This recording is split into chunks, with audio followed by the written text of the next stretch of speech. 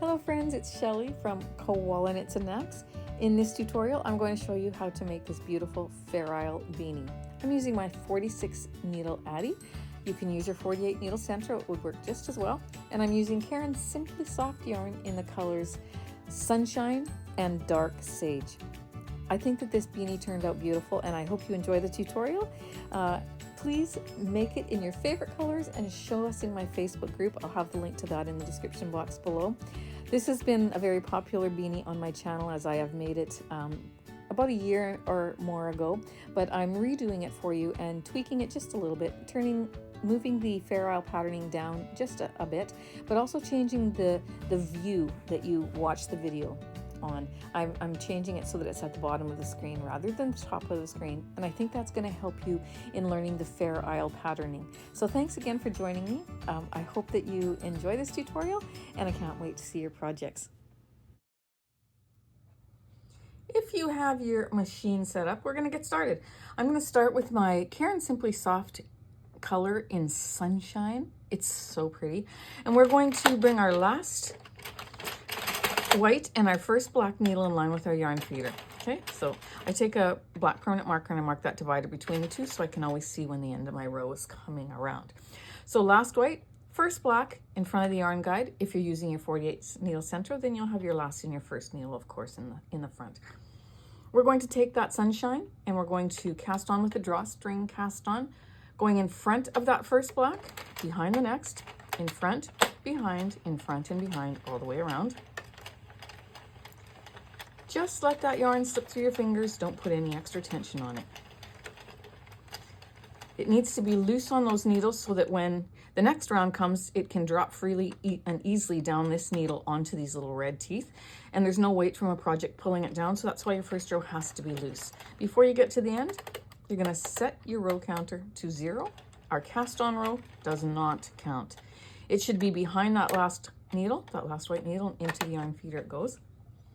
I hold my yarn between my fingers like this, and this is how I always do it. If you watch my tutorials, you know that this is what I do, because then I can feel if there's tightness coming out of the ball or if there's tight tension, etc.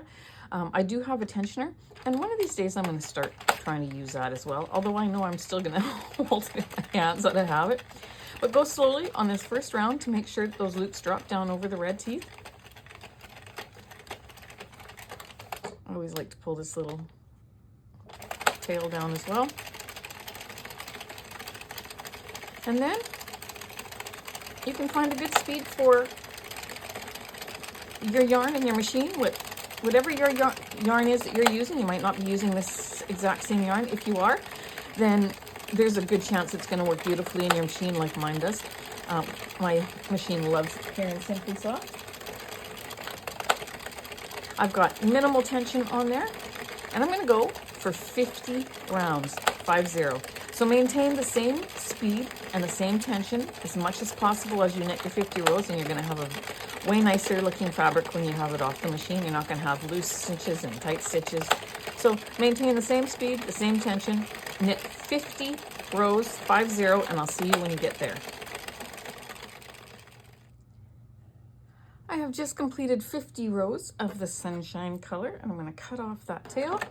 Pop it into the center between the last white and the first black. Then I'm going to take my Dark Sage. Now, I'll be honest, this is the second attempt I'm doing on this tutorial, because I did Sunshine and white, and although I think it's going to be beautiful together, and if you choose to do a white with this yellow color, it will look gorgeous, but it just, I don't think will show up on my tutorial well enough on the camera, so I'm making one with this Dark Sage. So we'll see how this color turns out. We're going to put that sage into the center, and we're going to bring it around, to the other side of that needle, okay? Because our machines knit in the spiral, and one row goes on top of the other. By doing a jogless join, and we're going to tighten that after about 3 or 4 rounds of knitting, we're going to pull it back into line so that it's straight and you don't have a jog in your join. That's why we call it a jogless join. This first 50 rows is the inside of our beanie. We're now going to work on the brim, and I like a wide brim. So I'm going to do 40 rows, but I'm going to knit the first 4 needles or 5 needles, and then I'm going to help that yarn strand underneath those dividers, and I'm going to take both ends of my working yarn, pull it away from each other. If you didn't see that, back it up a second or so and watch how it snugs up your tension. That way, when you have your work off the machine, you're not going to have loose tension here and tighter tension around. It's going to make it even. So I do that at the start of every new color. I'm going to knit 40 rows for the brim, but I'm going to do 4 with you, and then we're going to tighten our jogless join. So this is 3. One more is 4. I'll let it pass by my yarn feeder there. And then we're going to take these two, and if you pull them away from each other very gently, you will feel it when it pops into place, and when it does, you just stop. You can probably hear it too. Just like that. And then I'm going to tie this one. Don't tie this one too tight because you don't want to pull it in there. You tie the second one really tight. Okay, I'm going to cut that off. Now that's taken care of. We can continue on our merry rounds.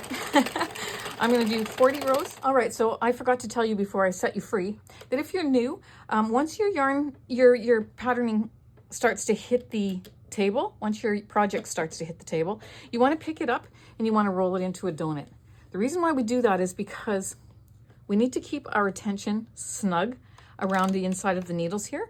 If we don't roll it up, then it starts to all bunch up like this, and it's loose, and it'll affect your tension. When it's a little bit snugger, it helps it to pull that loop down over your needle and onto these little red teeth. But also, if it keeps pulling up like that, you might drop a loop off your red teeth and drop a row, and you wouldn't want to do that. So we just pick it up and we roll it into a donut. And every 15 or 20 rows, we just keep doing it. And once we roll it up, we're going to keep knitting until we have 40 rows for our brim, which will take us to row 90 on our counter.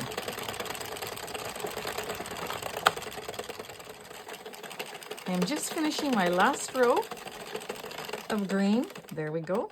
Gonna put my last white, my first black in line. I had to attach yarn on the last row. Can you believe that? And so I'm going to cut this, open my latch, pop my green between the last white and the first black, just like that. We're going to grab our yellow color again. We're going to put that in there. We're going to do a jogless join, of course, around to the other side of our needle. We're going to knit 4. We're going to help that down. We're going to take our ends and we're going to pull away from each other. And after 4 rows, I'm going to tie that. Now, for this particular beanie, the only difference I'm going to do on this one to the other beanie that I have on my channel that's exactly the same patterning, well, almost, is I'm going to do 25 rows now of this yellow color, whereas I did 30 before. So you can choose what you want to do. And then I'll tell you where the difference comes at the end of the beanie as well. So for me, I'm going to do 25 rows. I want my Fair Isle patterning to be just a little bit lower down, closer to the head than what it was on the last beanie. So I'm going to knit 25 rows, which will take me to row 115 on my counter. After 4 rows, we're going to tighten our jogless join. 3 or 4 or 5, doesn't matter. I'll do one more.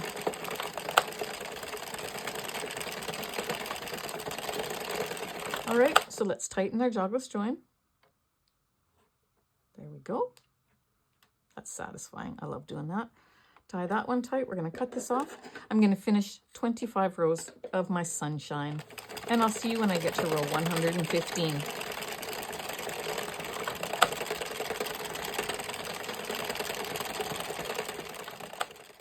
I finished my 25 rows, taking my counter to row 115, and now the fun begins. Okay, we're going to open our latch. Do not cut your yellow. We're going to just pop it in the center, just like that, making sure that it stays behind that last white one. We still have to finish knitting those two. We're going to pop our green into our machine. We're going to do a jogless join, but we're going to fasten this jogless join off quite a ways down because we're only knitting 1 row of this. So let's do 1 row. I'm going to still help those down. I'm going to just pull that. We're going to knit 1 row of green. Watching for that black divider to come around. Take a black permanent marker and mark it. There we go. We're going to open our latch. I'm going to mark this on my sheet that I did that 1 row because it's very easy to get confused here. Put color A, 1 row. Now color B, we're going to do 1 row, which is my yellow. So I'm going to take this out first. bring it over to the left here. Then I'm going to pick this up and I'm going to put it, it's coming from underneath the green. I'm going to go over top and into my guide. I'm going to pick up this green. I'm going to pop it into the center. We're going to knit 1 row, but I want to hold this tight because I still want to have some good tension on these last 2. So I'm going to knit 1 row of yellow.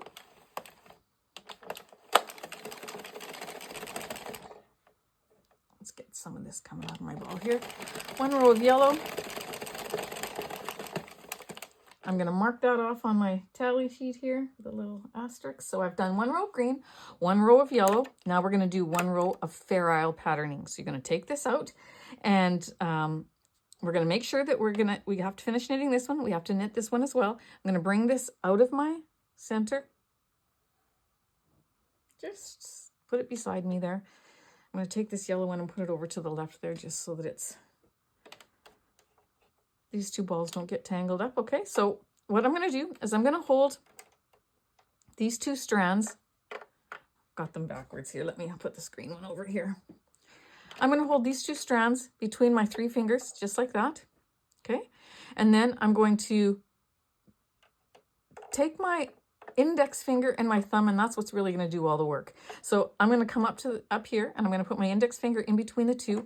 I'm going to use my thumb to help bring my yarn in front of the needle. So I'm going to start with the green. I'm going to put my green yarn over that first black needle. Then I'm going to rotate my barrel. I'm going to switch and put the yellow. Then when I bring my next needle up, make sure you don't have tightness coming out of your ball. You're going to just take your thumb and guide that green strand over. And then take your thumb and your middle finger and help that yellow strand under that next needle. Take your thumb and over. Take your thumb and your middle finger and help the yellow one.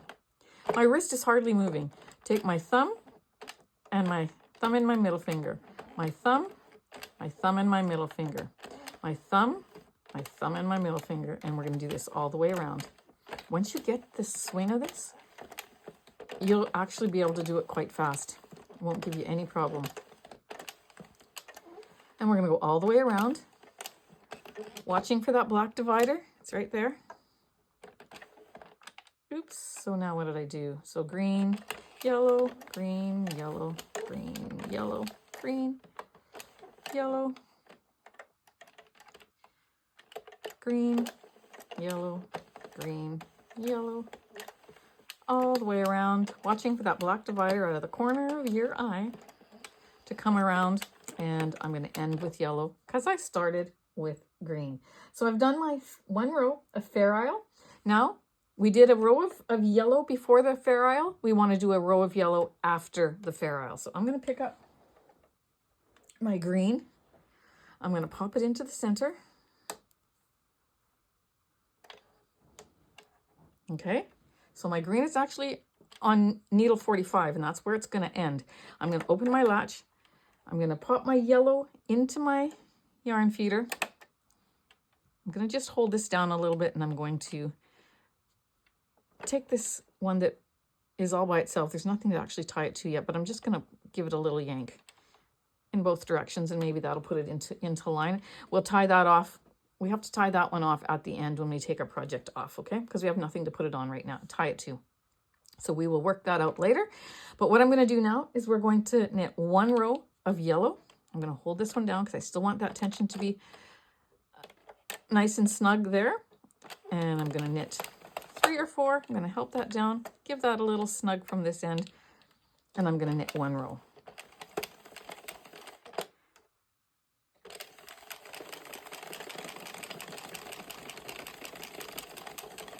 And I'm watching for that black divider to come around. And there it is. I'm going to mark off on my sheet that I have finished my yellow. Now we're going to do 1 row of green.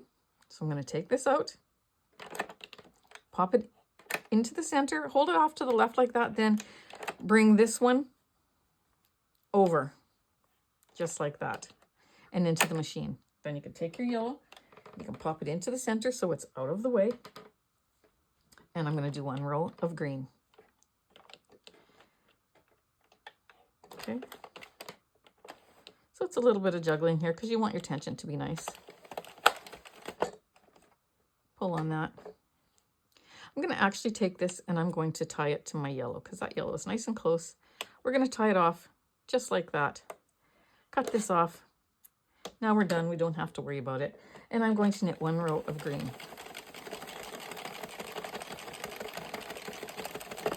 Any Packer fans out there yelling at me saying, I'm going to make this because my husband's a Packer fan, or you're a Packer fan. I don't follow them, but I know that these are the colors of the Packer team. So I'm going to mark off that I did 1 row of green. I'm going to take this out. We're going to lay it across to the left here. Then we're going to bring our yellow up and over. Pop that into the center. Shut our latch. We're going to do 1 row of yellow.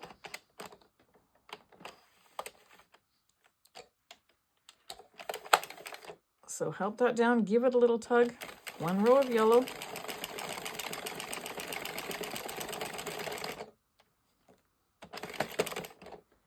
And I'm going to mark that off on my little tally sheet. And now we're going to do Fair Isle. Open your latch, shut your latch, bring your yarn out. And we're going to start with our green. And then our yellow, and our green, and our yellow, green, yellow, green, all the way around.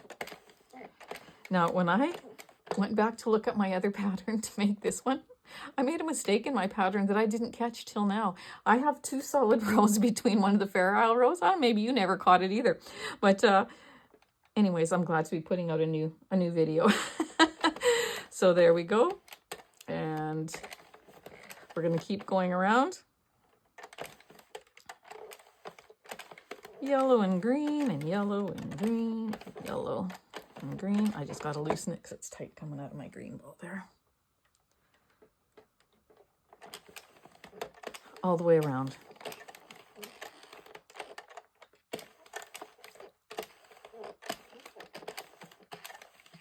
See, you have nothing to be scared of. Fair Isle patterning is not hard.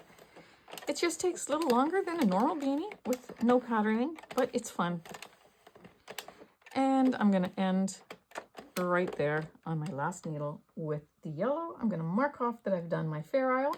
Now I need to do 1 more row of yellow. So I'm going to pick up this green. I'm going to pop it into the center there. And I'm going to open the latch and I'm going to pop my yellow into there. We have to be careful because we still have to finish knitting this one with the green and knit that one with the yellow. So I'm going to put some tension on there. Then I'm going to put a little bit of tension on here and pull. And we're going to do 1 row of yellow.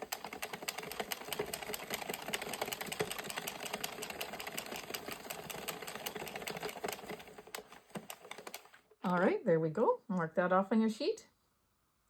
Give it a switcheroo. Take this one out first, make sure it stays under there.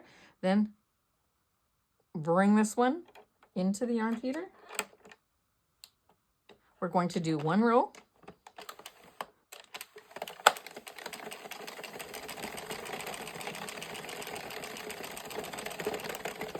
All right, 1 row done. Mark that off on your, your tally sheet. And now we should have rows 124 on our counter if we did the 25 rows before. Now I told you before on my other beanie, I had done the 30 rows before the Fair Isle. And if you did 30 now before you did the Fair Isle, you're going to only do 11 rows of your yellow. We did 25 rows. So now if you're following this patterning exactly, I got to roll this up.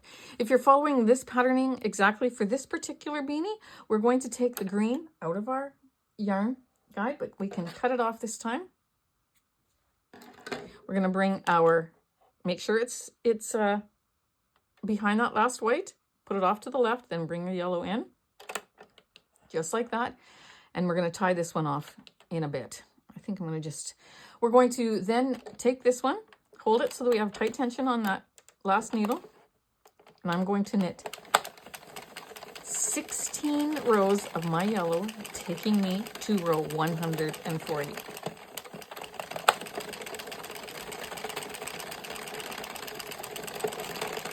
So this is a loner that we're going to have to tie off after we have it off the machine, okay? So I'm going to knit till I have 16 rows of yellow. That'll take me to row 140, and then I'll see you back. Wasn't so bad, was it?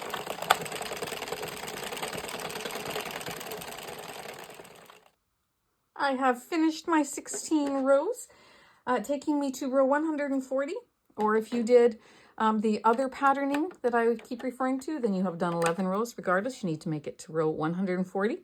I cut my yarn tail a length that'll go around my barrel at least 1.5 times, and we're going to do the drawstring cast off.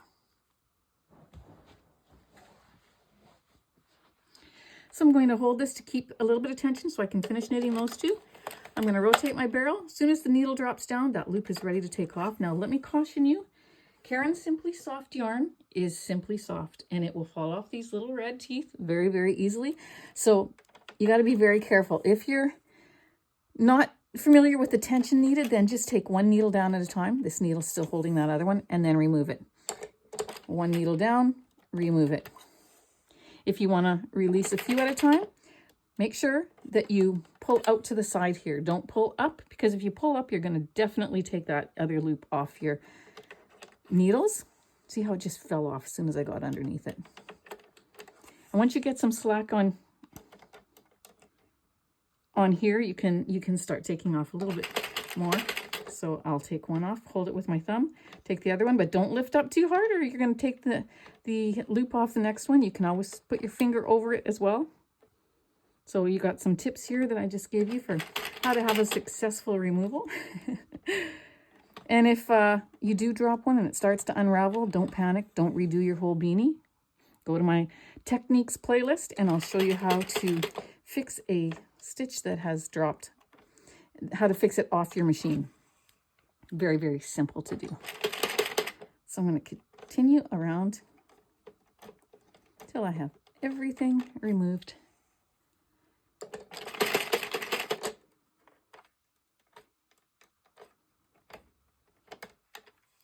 All right, I'm going to remove them all and I'll see you back.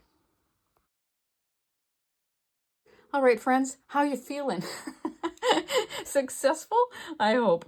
Anyways, we're going to turn this inside out because the first thing we need to do is fix that one tail that we never tied off anywhere, because that would be very sad if you did your whole beanie and then you forgot. I'm just going to give it a little tug just to line that up, and then all I'm going to do, it's a weird situation because you never have one tail, you always have two, but I'm just going to loop it through here and through here, and I'm going to bring it down. I'm going to loop it through the green. No, I'm not going to do that. See, sometimes I figure things out as I go. I'm going to just pick up right here. I was going to loop it down and tie it to the other end, but this is all I'm going to do. But I'm being very careful because I don't want to compromise the looks of the other side of the work. Tying a knot, just like that. And I'm going to just cut this off a little bit.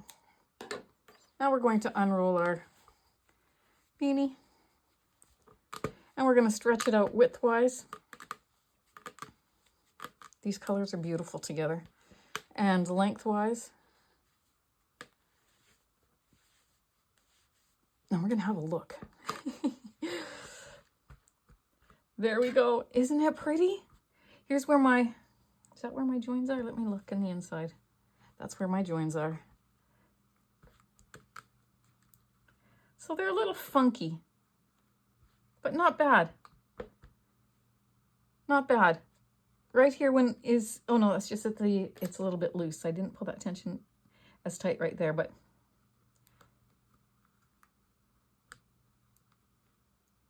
it's a little funky because of our color change on the machine, but it's still, I think, still something that I would sell. All right, so we're going to, once we get it all assembled, then we're going to stretch it a little bit, and that might take care of that little problem. But we're going to take one end. Let's take the inside edge,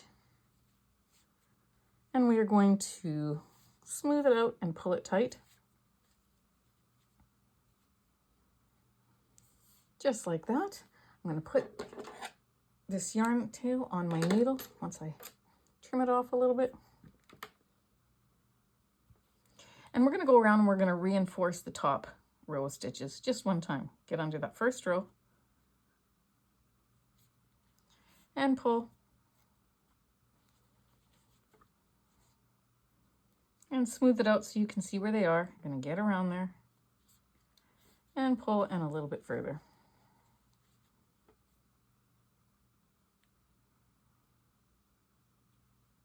I like my metal wool needles better than these. I do love this needle too, but my metal wool needles, there's nothing that compares. I don't know why. I'm just going to show you. They have a little loop at the back. I have a smaller one and I can't place where, I think I left it upstairs, and then the rest are all in. I only take one package at a time, but I have a bunch in my accessory bin, but they're not opened. The package isn't open, so I grabbed this one because my other one is not in close proximity, but it's okay. I like these ones too. But if you've never used those metal wool needles, I'm telling you, friends, you see me using them all the time. You got to get them because they're so fun to use. So good. I love them. We're going to take this and we're going to poke it into the center. And then we're going to grab it with our inside hand. We've got my hand up into that tube. And I'm going to give it a little pull. And when you pull it, you see that knot went right in through the center there. So you have no looks of a knot on the outside. Then I'm going to pinch the top here. I'm going to bring it through. And we're going to go ahead and we're going to close up this other end in the same way. Smooth it out. Don't just pull on it and tighten it because it won't be smooth. It'll be messy looking. And you want to pay attention to that little detail. We're going to go ahead and we're going to sew around the very top edge of this side.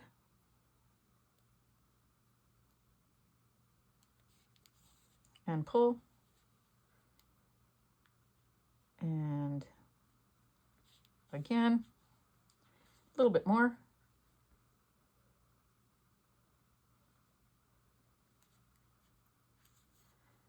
And I'm going to pull up so that the inside is right up close to the outside layer. Then I'm going to tie these two really tight. Be careful though, because trust me, you can snap 4-weight yarn very easily, to be honest. I've done it. And 3 knots. There we go. Pop this on my needle.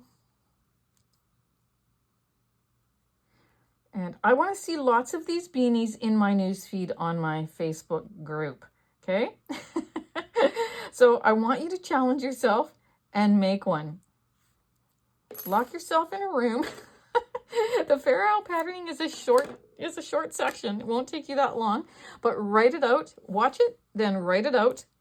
Well, you're probably already at this point with me, but if you're watching this for the first time and then going to make it, write down the colors and the rows that you're going to do of each color before you begin. Because on my last beanie, I had, here's my Fair Isle patterning right here. I had 2 rows right here of yellow. I didn't notice that till right now. Okay, I'm going to roll this up. I think this is so pretty. Oh, I just always love it when a beanie comes together. I'm going to make a pom-pom for the top, and I'm going to make it in this solid green because I think it'll look awesome. I'm going to use my Clover pom-pom maker. I have a set of 4 of these. This is the second largest in the set. It's got a 65 on the back if you need that for reference.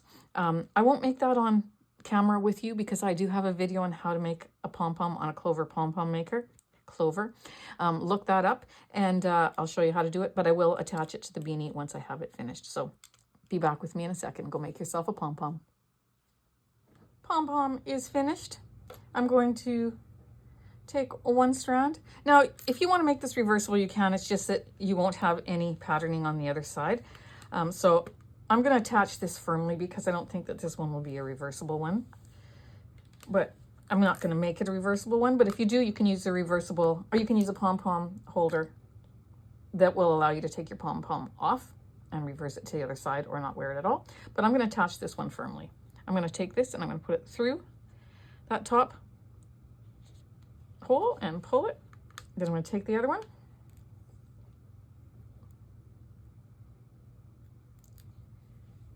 I'm going to just put it off to the side just a little bit, pick up a little strand, then go down, or even pick up a strand like that and then go down into the center and pull through then you're gonna pull your pom-pom up close to the head of your hat and tie a firm knot. Now again, I'm making this so it's not removable. If I wanted to remove it, I could use my removable pom-pom holder. You know what, why don't I just show you? Over in the other end of my room here. When you bring your yarn tails through, you would just put it around here, tie a knot and tie a bow, and then you can untie it and reverse it and use it on the other side if you like. I'll link those in the description box below. And I also use Pomkins, which if you've followed any other of my videos, you'll know I absolutely love them. They are also removable pom-pom holders that you attach right to your pom-pom, and you just squeeze them, pop them in. Look at some of my other videos with beanies and you will for sure see it, and know what I'm referring to. But anyways, I'm going to pop that in between the two layers.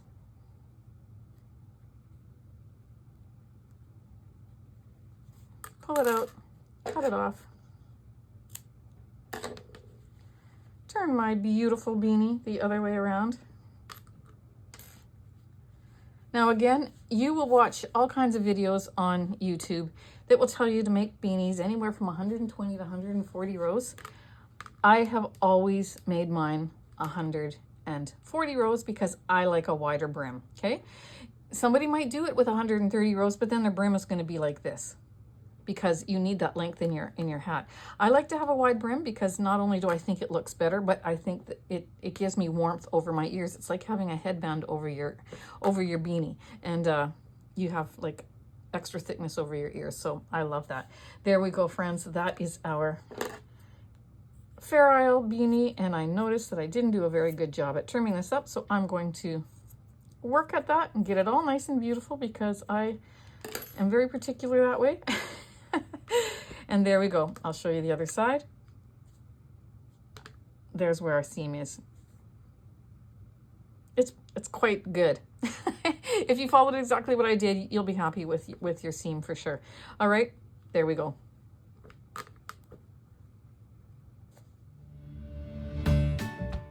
There you go, friends. We have our beautiful Fair Isle beanie recreated from the first one that I did well over a year ago. So thanks again for joining me. I hope you've enjoyed this tutorial. And friends, you need to make one and show me in my Facebook group. I want to see that newsfeed flooded with these beanies because they're so pretty. All right, so thanks again for joining me. Don't forget to hit that like and subscribe as well. And I hope you have a fabulous day. Take care and many blessings to you.